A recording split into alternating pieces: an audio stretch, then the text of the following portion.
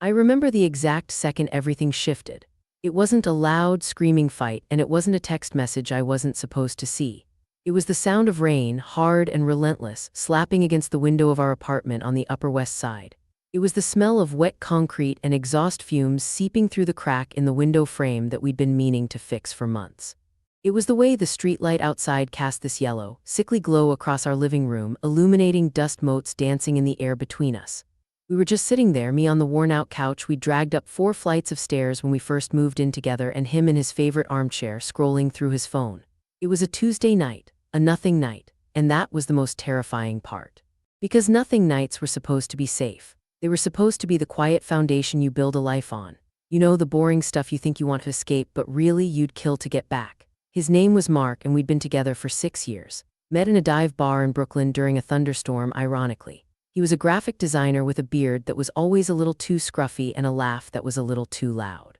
I was a marketing coordinator for a tech startup, constantly stressed but secretly loving the chaos.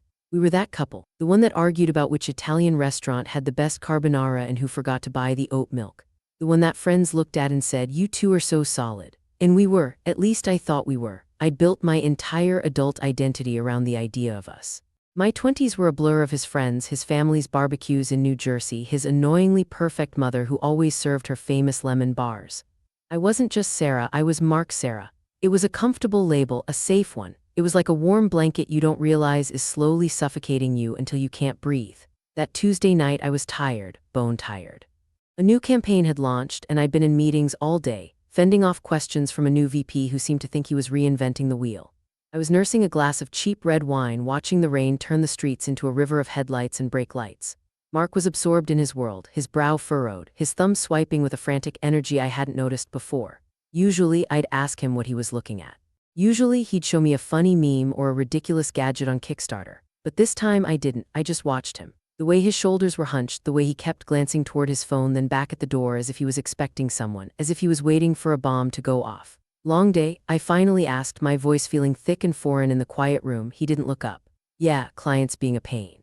The answer was automatic, robotic. It was the same line he'd been using for weeks, a default setting, a reflex. I took a sip of my wine and let the silence stretch. It was a test, I think, a subconscious push to see if he'd volunteer anything. If he'd share the weight of his day with me the way he used to, but he just kept scrolling.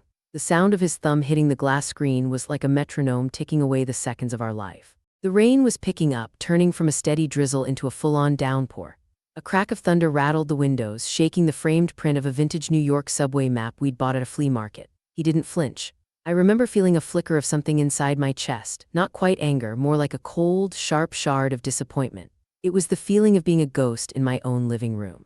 Like I was already gone and he just hadn't noticed the space I left behind. I thought about all the conversations we'd been having lately, or rather not having. We'd become experts at proximity without intimacy.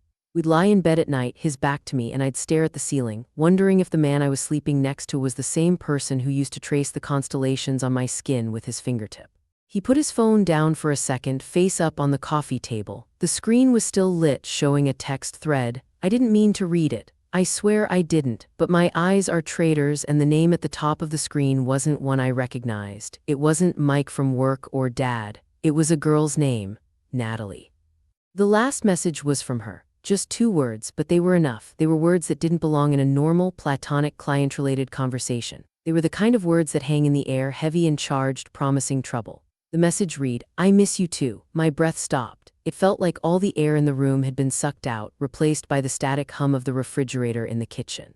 I stared at the screen, my brain trying to process the simple, devastating sentence. My first instinct was to rationalize it, to do the thing that all of us do when we're faced with a truth we're not ready for. Maybe it was a cousin. Maybe it was an old friend from college who was going through a tough time. Maybe it was a damn customer service rep from a cell phone company being overly friendly. 1,000 excuses raced through my mind, each one a flimsy life raft in a sea of icy dread. I wanted to believe. I needed to believe that the man I loved, the man I'd been planning a future with, wasn't capable of doing this to me, that our story wasn't just another cliché. He sensed my stare and looked up. For a fraction of a second, I saw it. A flash of panic in his eyes, so brief I almost missed it. He snatched the phone off the table a little too quickly, a little too defensively. "What?" he asked, his tone slightly sharper than he intended. "Who's Natalie?" I heard the words leave my mouth, but they didn't sound like my voice. It was a stranger's voice, thin, cold, and breaking at the edges. He laughed. It was a nervous, hollow sound that bounced off the walls of our small apartment. It was the laugh of a man who was trying to buy time. "Natalie, she's a new client," he said, his eyes already darting away from mine, fixing on the rain-streaked window. "From the firm we're working with on the new branding project. She's a lot, very demanding. She's been texting me all day. She said she misses you," I said, my voice rising. The wine glass in my hand was shaking, the dark liquid sloshing against the sides. He had an answer for that too, he always did. "She's just a flirt. It's harmless, you know how the agency world is. Everyone's trying to be everyone's best friend. It's all just performance." He waved a dismissive hand, trying to make the whole thing seem trivial, inconsequential. But his hand was shaking too. He was a terrible liar. He always had been. It was one of the things I used to love about him. He couldn't hide his feelings. But here he was, trying to hide something huge, and it was written all over his face. The guilt was like a physical thing, a shadow clinging to his skin. I didn't believe him. For the first time in 6 years, I looked at the man I thought I knew, and I saw a stranger who was panicking, a stranger who was lying to my face, a stranger who had a secret. The rain was still pouring down outside, a relentless curtain of water that seemed to trap us in this moment. It felt like the universe was washing away the old us, erasing the comfortable, safe history we had. The us I had invested everything in. My whole life was built on a foundation that was suddenly cracking, crumbling under the weight of a simple 4-word text message. I could feel the tectonic plates of my reality shifting, and I was powerless to stop it. "Let me see your phone," I said, my voice flat, surprising even myself. It was a demand, not a request. I was done being the passive girlfriend, the understanding one, the one who let things slide for the sake of peace. He clutched the phone to his chest like a child holding a teddy bear. "Are you serious right now? You're going to do this? Check up on me." He was deflecting, trying to make this about my insecurity, my craziness. He was trying to paint me as the villain in a story I didn't even know I was in. I stood up. The wine glass was set down on the table with a clink that felt like a gunshot. "Mark, give me the phone." And in that moment, with the wind howling through the cracks in the windows and the city lights blurring through the rain, the world as I knew it ended. He didn't give me the phone. Instead, he did something worse. He unlocked it and held it up, his thumb hovering over a button, a threat. "Don't do this, Sarah," he warned. "You don't want to see this. It's nothing, I'm telling you, it's nothing." But his eyes told me everything. They were screaming the truth he couldn't bring himself to say. The truth was that I was living in a house built of cards, and a gust of wind had just blown in. He was hiding something, and by the desperate, terrified look in his eyes, it was a lot bigger than just a client who was being too friendly. The rain kept falling, a relentless, rhythmic sound that would forever be etched into my memory as the moment I realized I didn't know the man I was going to marry. The silence that followed my question was louder than any argument we could have had. It was the kind of silence that fills a room with all the things people are too afraid to say, pressing against the walls until you feel like the whole apartment might just cave in. Mark was still holding the phone, his thumb hovering over the screen, and I could see the internal war playing out behind his eyes. He was weighing his options, calculating the damage, trying to figure out which lie would cause the least amount of destruction. But it was too late for that. The seed of doubt had been planted, and it was already taking root, sending dark tendrils through every memory we'd ever shared. I stood there, frozen in the middle of our living room, feeling the cold draft from the window seep into my bones, and I realized I was shivering. Not from the cold, from the fear of what I was about to find out. He finally lowered the phone, his hand dropping to his side like he'd just surrendered a weapon. The fight drained out of him, replaced by something worse: resignation. It was the look of a man who knew he was caught and was already trying to figure out how to spin the story to make himself look less like the villain.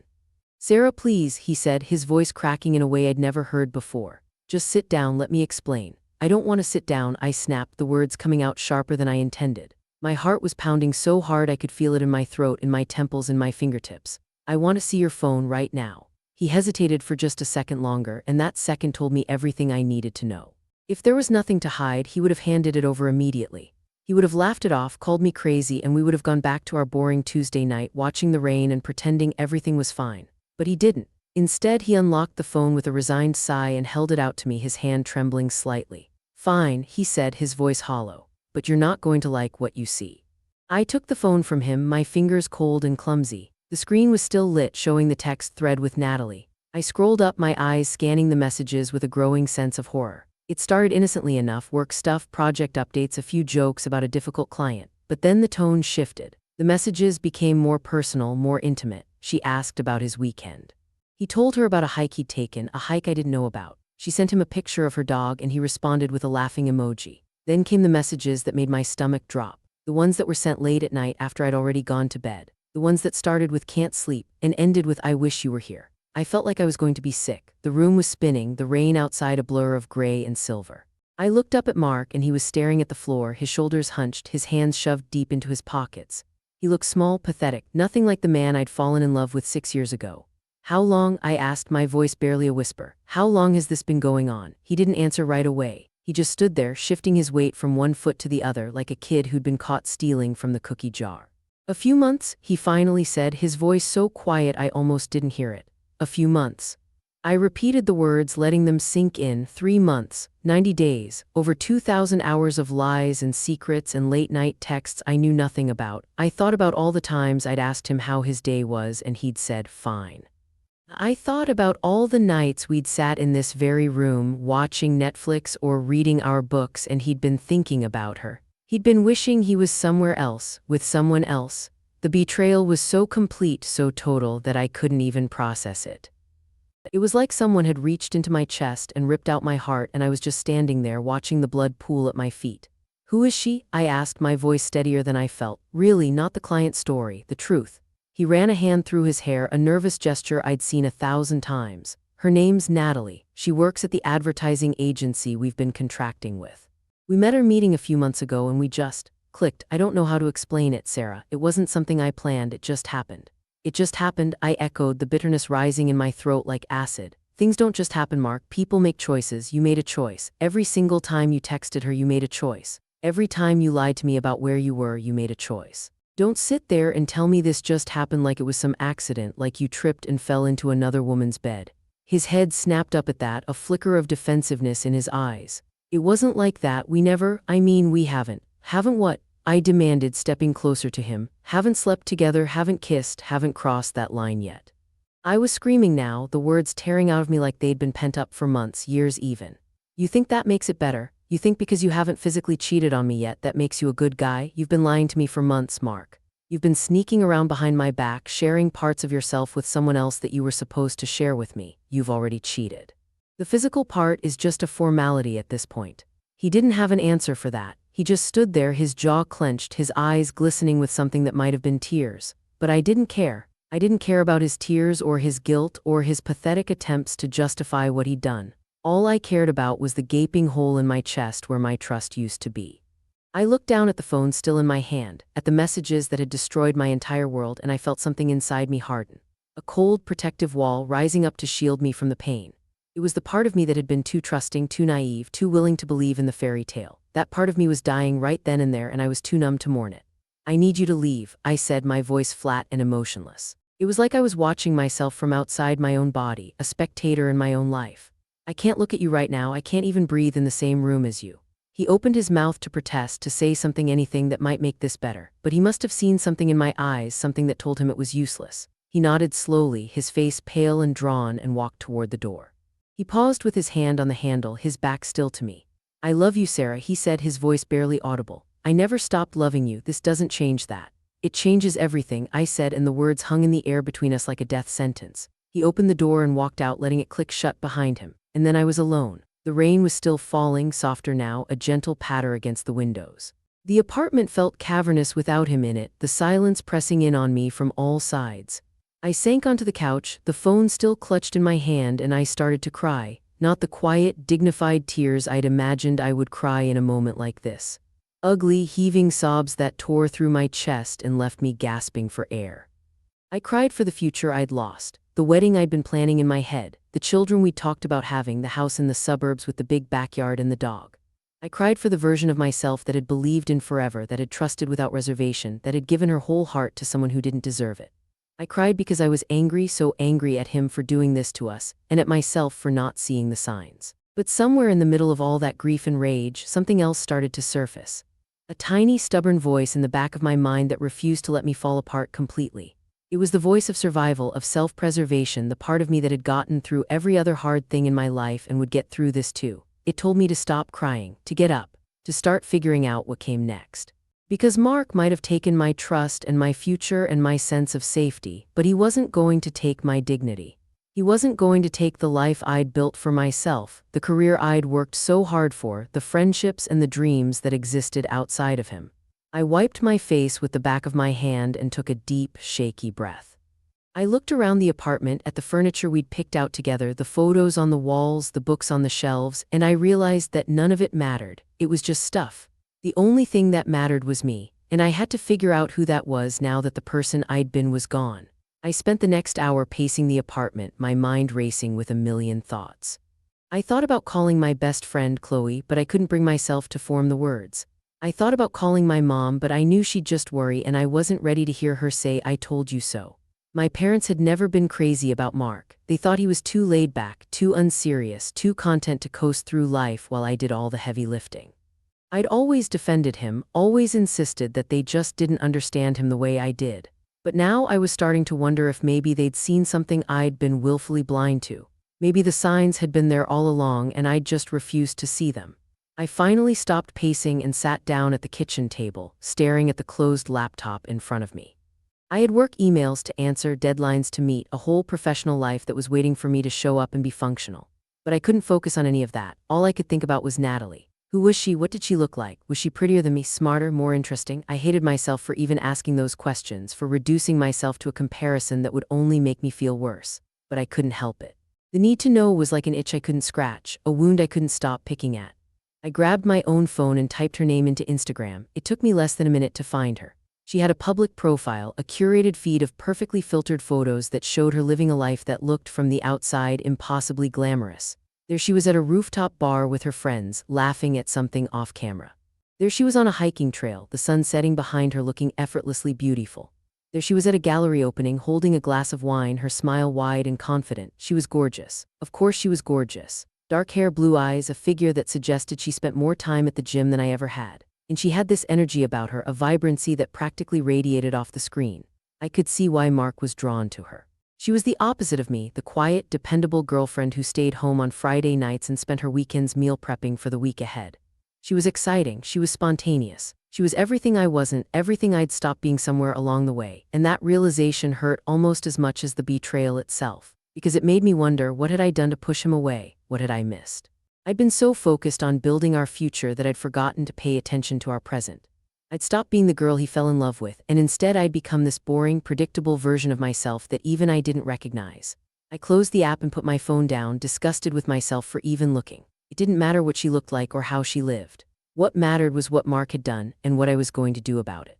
I couldn't control him, I couldn't control her, but I could control me. I could decide right now that I was worth more than this, that I deserved better than being someone's second choice, someone's backup plan, someone they kept around out of habit while they looked for something more exciting. I deserved a partner who chose me every single day, not just when it was convenient. And if Mark couldn't be that person, then he wasn't the person for me. The thought was terrifying. 6 years. I'd spent 6 years of my life building a world around this man, and the idea of tearing it all down, of starting over from scratch, was overwhelming. But I also knew deep down that staying would be worse. Staying would mean always wondering, always doubting, always looking over my shoulder, waiting for the other shoe to drop. I didn't want to live like that. I didn't want to be that person. The rain had stopped finally, leaving behind a city that was clean and shiny and full of possibility. I looked out the window at the lights of the Upper West Side, at the people walking their dogs and hailing cabs and living their lives, and I felt a tiny spark of hope flicker in my chest. It was fragile, barely there, but it was something. It was a promise that tomorrow would come and I would still be here, still standing, still fighting for the life I deserved. I had no idea what the next few weeks would bring. I had no idea if I would ever look at Mark without feeling this searing pain in my chest, but I knew one thing for sure: I wasn't going to let this break me. I was going to survive this, and I was going to come out the other side stronger and wiser and more myself than ever before. The first few days after Mark left were a blur of mechanical movements and hollow spaces. I went through the motions of living, waking up, making coffee, sitting in front of my laptop, but I wasn't really there. I was floating somewhere above myself, watching this pale, vacant version of me navigate a world that had suddenly become unrecognizable. The apartment felt like a crime scene, every corner holding evidence of a life that no longer existed. His toothbrush still sat in the holder by the sink. His favorite hoodie was draped over the back of the chair. A half-empty bottle of his expensive whiskey was on the counter. A a silent monument to the man who used to drink it while we watched old movies on Friday nights. I couldn't bring myself to move any of it. It was like I was preserving a museum exhibit of our relationship, frozen in time at the exact moment it all fell apart. I told Chloe everything 3 days later. She came over with a bottle of wine and a box of tissues, her face a mask of barely contained rage on my behalf. She'd always been the protective one, the friend who would fight anyone who hurt me, and seeing her so angry on my behalf made me feel for the first time like maybe I wasn't overreacting. "He's a piece of shit," she said, not even bothering to soften the words. "I never liked him, Sarah. I know you don't want to hear that right now, but I never trusted him. He was always too smooth, too charming, it felt like a performance. I wanted to defend him, to say that he wasn't always like that there was a time when he was genuine and loving and everything I'd ever wanted. But the words wouldn't come because she was right. Somewhere along the way, the man I'd fallen in love with had disappeared, replaced by a stranger who looked like him and sounded like him but didn't have his heart. And maybe that stranger had always been there, lurking beneath the surface, waiting for the right opportunity to emerge. Maybe I'd just been too blind to see it. Chloe stayed with me until late that night, ordering takeout and forcing me to eat even though I had no appetite. She talked about her own messy breakup from a few years ago, the one that had left her devastated and broke and sleeping on her sister's couch for 3 months. "It feels like the end of the world right now," she said, her voice gentle. "But it's not. I promise you, Sarah, it's not. You're going to get through this, and you're going to look back and wonder why you ever wasted so much time on someone who didn't deserve you." I nodded, wanting to believe her but unable to shake the feeling that my world had been irreparably shattered. She left around midnight, hugging me tightly at the door and making me promise to call her if I needed anything. I locked the door behind her and leaned against it, the silence of the apartment rushing back in to fill the space she'd occupied. I felt so alone, so unmoored. Like a boat that had broken free from its dock and was drifting aimlessly out to sea. The next few weeks were a strange, surreal purgatory. Mark called and texted constantly, leaving voicemails that ranged from desperate apologies to tearful confessions to angry accusations. He was cycling through all the stages of grief, and I was his captive audience, forced to listen to him fall apart at the seams. But I didn't respond. I couldn't. Every time I saw his name on my phone screen, I felt that same sharp stab of betrayal, that same sickening lurch in my stomach. I wasn't ready to talk to him. I wasn't ready to hear his excuses or his promises or his pleas for forgiveness. I wasn't even sure I ever would be. I threw myself into work, burying myself in spreadsheets and meetings and deadlines. It was the only thing that made me feel even remotely normal, the only place where I could pretend that everything was fine. My colleagues noticed the dark circles under my eyes and the way I flinched every time my phone buzzed, but no one said anything. We were all too professional for that, too consumed with our own lives and problems to dig too deep into mine. I was grateful for the distance. I didn't want to explain myself. I didn't want to see the pity in their eyes or hear the hollow reassurances that everything would be okay. I just wanted to get through each day without falling apart, but the nights were the hardest. When I was alone in the apartment with nothing but my thoughts to keep me company, the weight of everything would come crashing down on me. I'd lie in bed, staring at the ceiling, replaying every conversation, every argument, every moment of doubt I'd ever had. I'd wonder if I could have done something differently, if there was some way to go back and fix whatever had gone wrong. I'd torture myself with memories of the good times, the moments when Mark had been everything I'd ever wanted, and I'd ask myself how we'd gotten from there to here. And then one night, about 3 weeks after he'd left, I got a message that changed everything. It wasn't from Mark, it was from an unknown number. I almost deleted it, assuming it was spam, but something made me open it. The message was short and devastating. It was a screenshot of a text conversation between Mark and Natalie, and it was dated the same day he'd walked out of our apartment. The messages were brutal, a postmortem of our relationship from his perspective. He was telling her that he'd finally done it, that he'd ended things with me, that he was free. He told her he loved her. He told her he couldn't wait to see her. He told her he'd been thinking about her every single second. My hands were shaking so hard I almost dropped my phone. I read the messages again and again, each word a fresh wound, each sentence a new betrayal. He hadn't just cheated on me emotionally. He'd been planning his exit strategy for weeks, maybe months. He'd been waiting for the right moment to leave me, and he'd used my discovery as the perfect excuse to do it. I wasn't the woman he was leaving. I was the obstacle he had to overcome.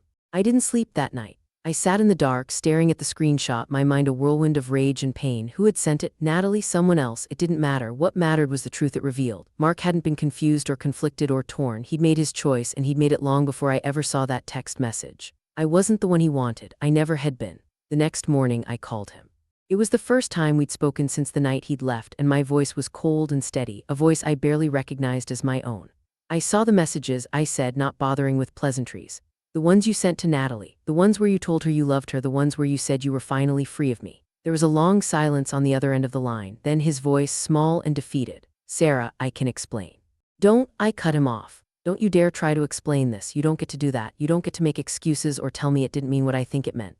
I've spent weeks convincing myself that maybe I was overreacting, that maybe there was some way to salvage this. But I was wrong. You were never coming back. You were never going to choose me. You'd already made your choice, and I was just too stupid to see it." "Sarah, please," he begged, his voice cracking. "I didn't mean for it to go this far. I didn't mean to hurt you. I was scared. I didn't know how to tell you. I didn't want to lose you." "Lose me?" I laughed, a bitter, hollow sound. "You didn't lose me, Mark. You threw me away. You made a choice, and it wasn't me, so I'm making a choice now. I'm choosing myself. I'm choosing to walk away from this, from you, from everything we had. I'm not going to be your backup plan. I'm not going to be the woman you settle for when things don't work out with her. I deserve better than that." He started to protest, to plead, to try to convince me that he'd made a mistake, that he loved me, that he'd do anything to make it right.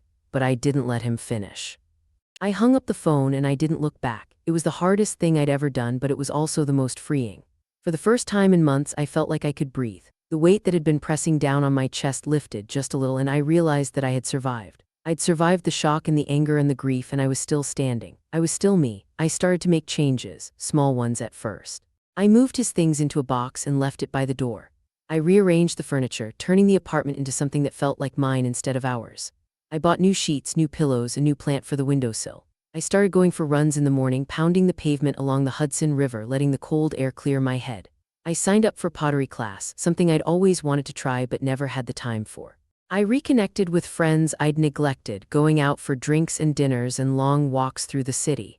I started to remember who I was before Mark, the independent, ambitious woman who had dreams and goals and a life that didn't revolve around someone else. And slowly, painfully, I started to heal. But the healing wasn't linear. There were bad days, days when I'd wake up with the familiar weight of sadness pressing down on my chest. Days when I'd hear a song or smell a cologne that reminded me of him and feel the grief wash over me all over again. I'd cry in the shower or on the subway or in the middle of the night when I couldn't sleep.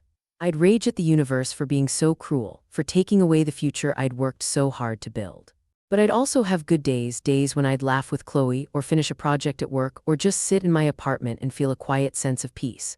I was learning to be alone, really alone, for the first time in 6 years, and it was terrifying and liberating in equal measure.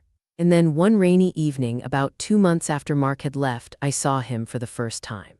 I was walking home from the subway, my umbrella doing little to protect me from the wind-whipped rain, when I spotted him on the corner of our street. He was standing under the awning of a coffee shop, huddled against the cold, and he looked terrible, thinner, paler. His eyes were red-rimmed, and he was wearing the same hoodie he'd been wearing the night he left.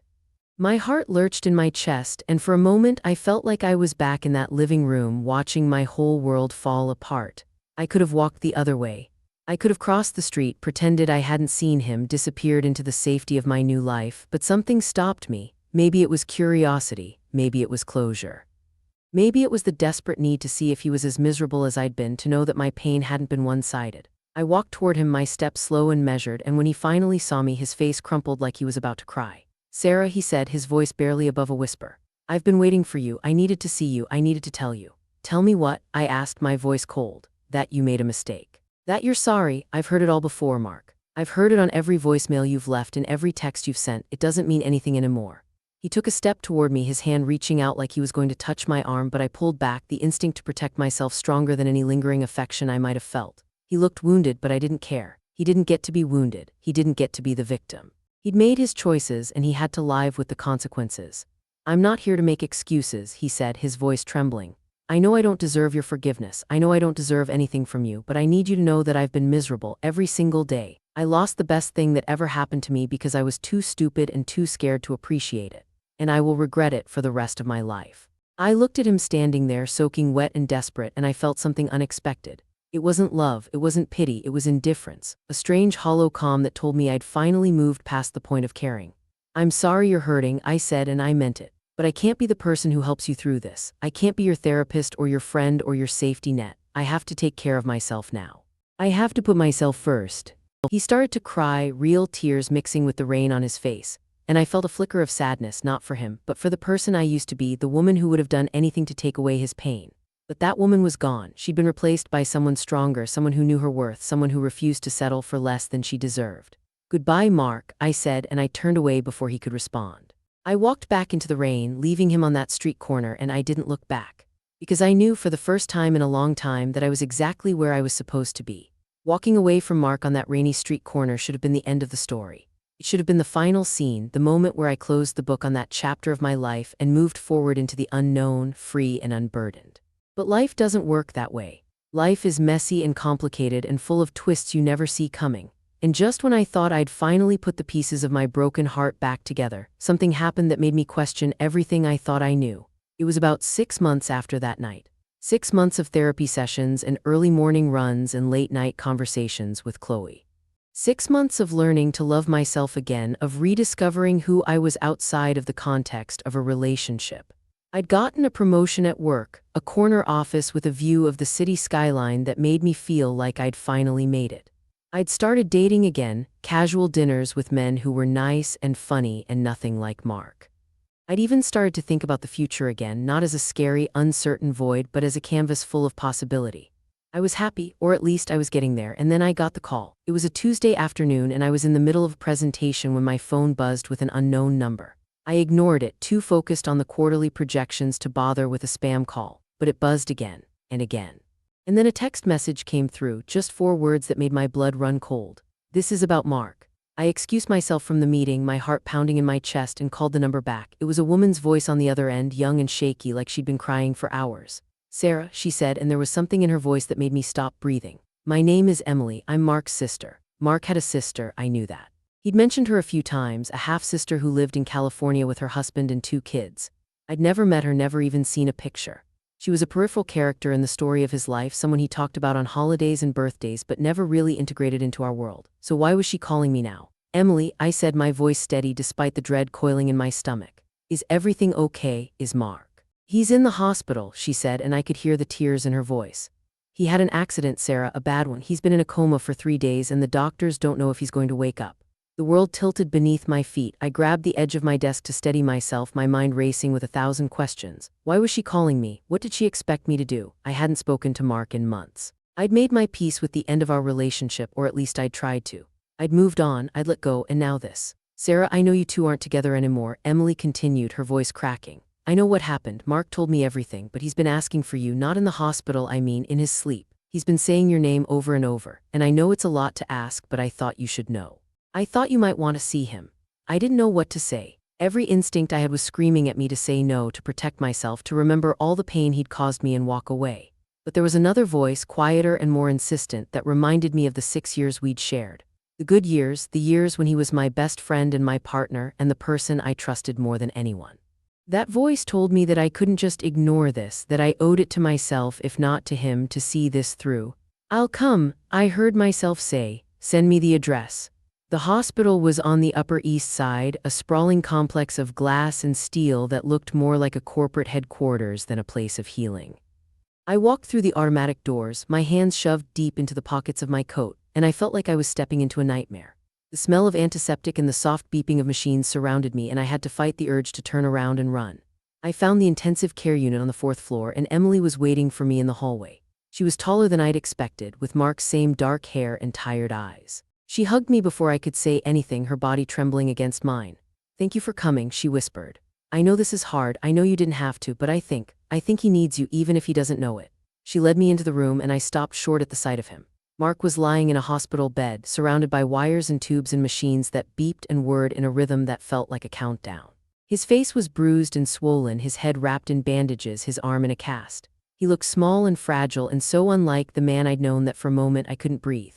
"What happened?" I asked, my voice barely a whisper. Emily's face crumpled. "He was driving home from work. There was a storm and the roads were slick. He lost control of the car and hit a tree. The doctors said he was lucky to be alive. But they don't know if he'll wake up. They don't know if he'll be the same person if he does." I walked over to the bed, my legs feeling like they were made of lead. I reached out and took his hand, the one that wasn't in a cast, and I felt the warmth of his skin beneath my fingers. It was the first time I'd touched him in months, and it sent a shockwave through my entire body. I remembered the first time I'd held his hand on that rainy night in Brooklyn when we'd met.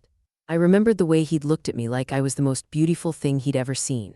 I remembered all the promises we'd made, the plans we'd laid, the future we'd imagined, and I remembered how it had all fallen apart. "Mark," I said, my voice cracking. "It's me, it's Sarah, I'm here." There was no response. Just the steady beeping of the machines, the rhythm of his breathing, the quiet hum of the hospital. I sat down in the chair beside his bed, still holding his hand, and I started to talk. I told him about my promotion, about the pottery class I'd been taking, about the new book I was reading. I told him about Chloe and her new boyfriend, about the trip I was planning to visit my parents in Florida. I talked about everything and nothing, filling the silence with words I hoped he could hear, hoping that somehow through the fog of his unconsciousness he knew I was there. I stayed for hours. Emily came and went, bringing me coffee and sandwiches that I barely touched. The nurses checked his vitals and adjusted his machines, their faces calm and professional. And I sat there holding his hand, watching his chest rise and fall, and I felt a strange sense of peace settle over me. It was like I'd been given a second chance to say goodbye, a chance to close the door on our story in a way that felt right. But something else was happening too. As the hours passed and the night deepened, I started to remember the good things. The way he used to make me laugh, the way he'd hold me when I was sad, the way he'd look at me like I was the center of his universe. I remembered all the reasons I'd fallen in love with him, and I realized that those reasons hadn't disappeared. They'd been buried under layers of pain and betrayal, but they were still there, still part of the man I'd once known. I don't know when it happened. Maybe it was the sight of him so broken and vulnerable.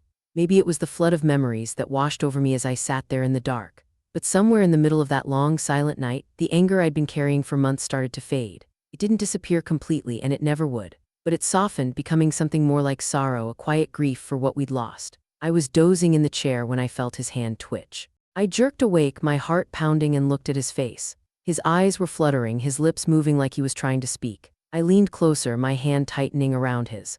"Mark," I whispered, "can you hear me?" His eyes opened, just a crack, and he looked at me. There was confusion in his gaze, a flicker of recognition, and then something that looked almost like relief. "Sarah," he croaked, his voice so weak I almost didn't hear it. "You're here." "I'm here," I said, tears streaming down my face. "I'm here." He tried to smile, but it came out as a grimace of pain. "I dreamed about you," he said, his voice barely a whisper. "Every night, you were always there. I was afraid I'd never see you again." I didn't know what to say. The months of silence, the anger and the hurt, all of it seemed to dissolve in that moment, replaced by something I couldn't quite name. It wasn't love, not the way it used to be. It was something more complicated, a tangle of old feelings and new beginnings, and the raw, fragile hope that maybe somehow we could find our way back to each other. "Don't talk," I said, brushing a strand of hair from his forehead.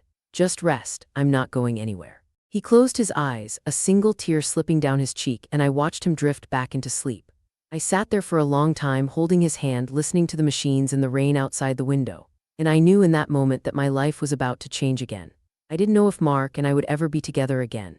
I didn't know if I could trust him, if I could forgive him, if we could ever rebuild what we'd lost. But I knew one thing for sure. I wasn't going to abandon him, not now, not when he needed me most. The next few days were a blur of hospital visits and quiet conversations. Mark was slowly getting stronger, his speech improving, his body healing. The doctors were cautiously optimistic, saying that he'd made it through the worst of it. Emily and I took turns sitting with him, keeping him company, reminding him that he wasn't alone. And slowly, tentatively, we started to talk about what had happened, about the affair, about the breakup, about all the things we'd left unsaid. "I'm sorry," he said one afternoon, his voice still weak but steady.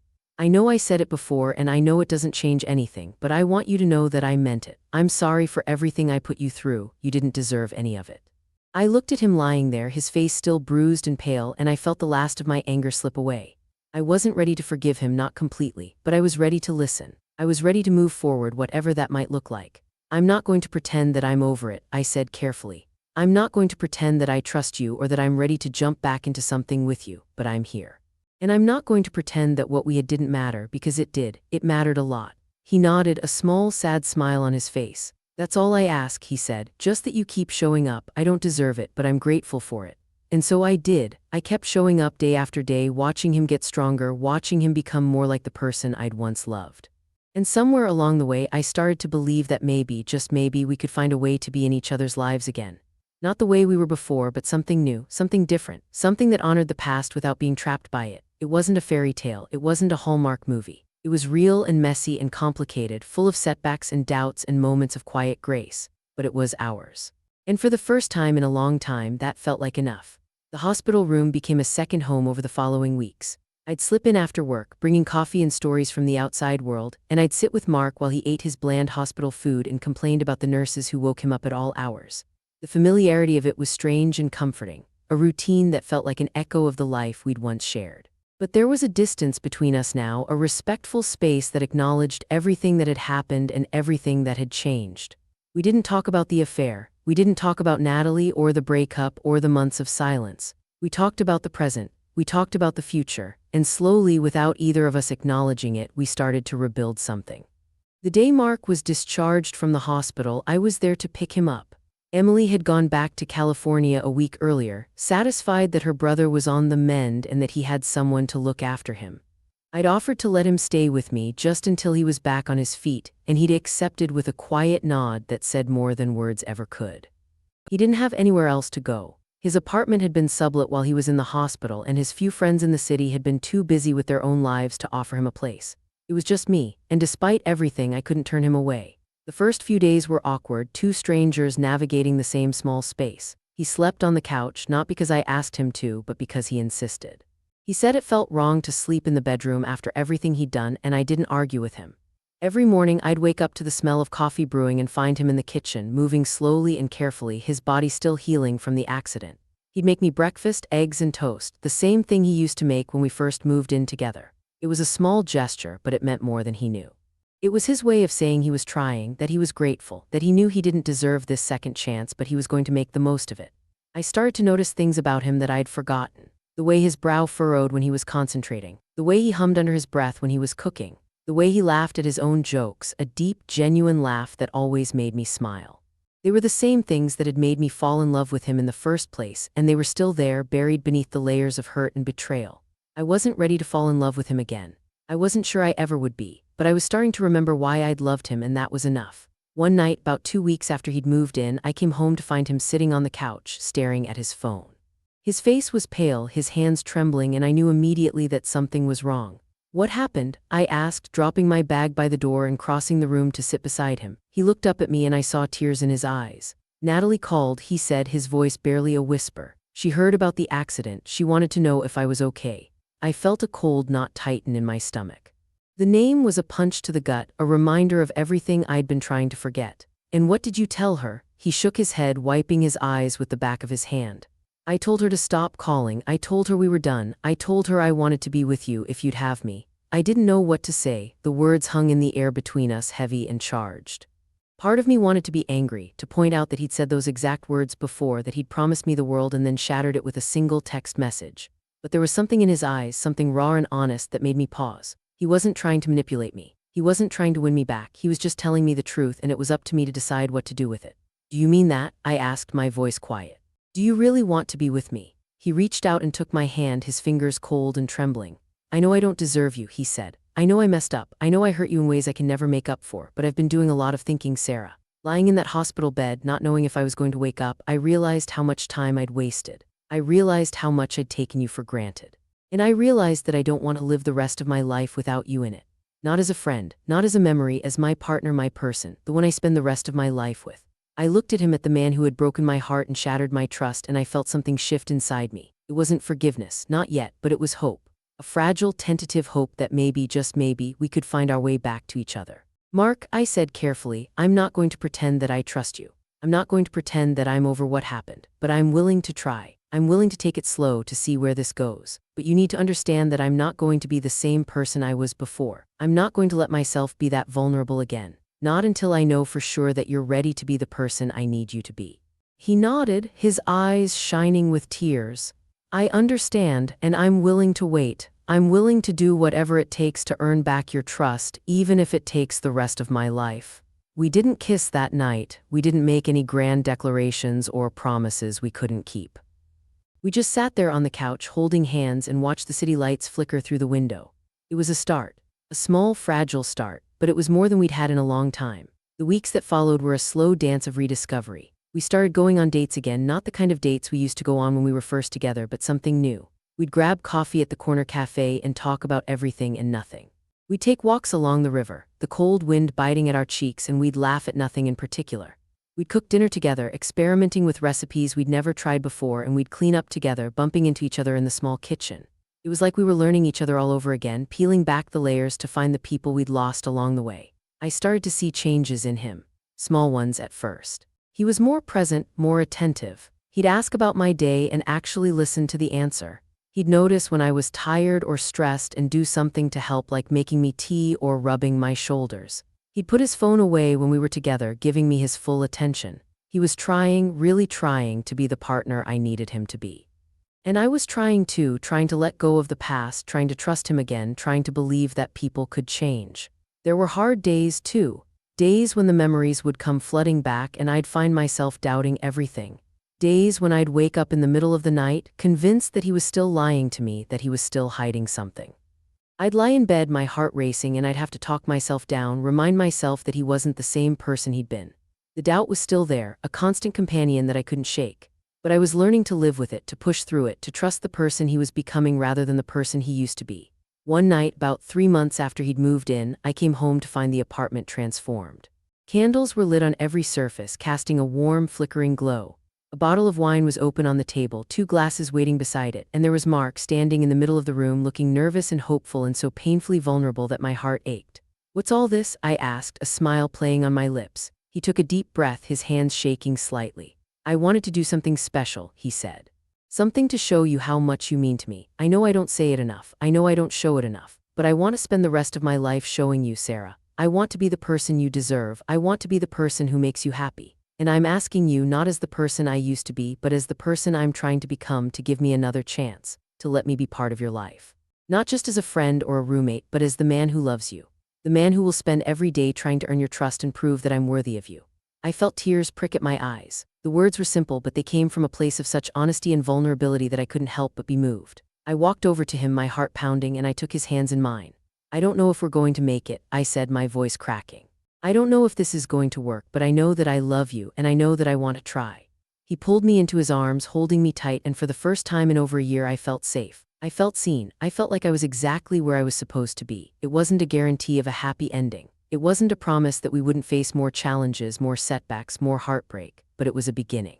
A new beginning, born from the ashes of everything we'd lost. That night we made love for the first time since the breakup. It was slow and tender and full of all the words we couldn't say. And when we lay there in the dark, tangled in each other's arms, I realized that I wasn't afraid anymore. I wasn't afraid of getting hurt again. I wasn't afraid of the future. Because whatever happened, I knew that I was strong enough to handle it. I knew that I had survived the worst and I would survive whatever came next.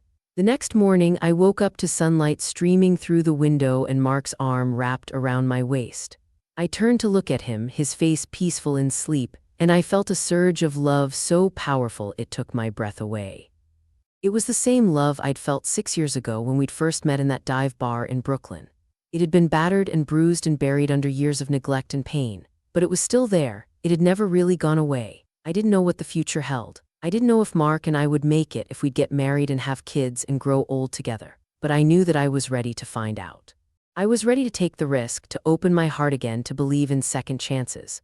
Because sometimes the most beautiful things in life come from the most broken places. And so, on that rainy evening that had changed everything, we had finally found our way back to each other. Not as the people we used to be, but as the people we were becoming. Stronger, wiser, more aware of what we had to lose. And we were determined to never let it slip away again. The rain was falling outside, a soft, steady rhythm that felt like a lullaby. I snuggled closer to Mark, closing my eyes and let myself drift off to sleep, dreaming of a future that was bright and full of hope. It wasn't a perfect ending. It wasn't a fairy tale, but it was ours, and that was more than enough.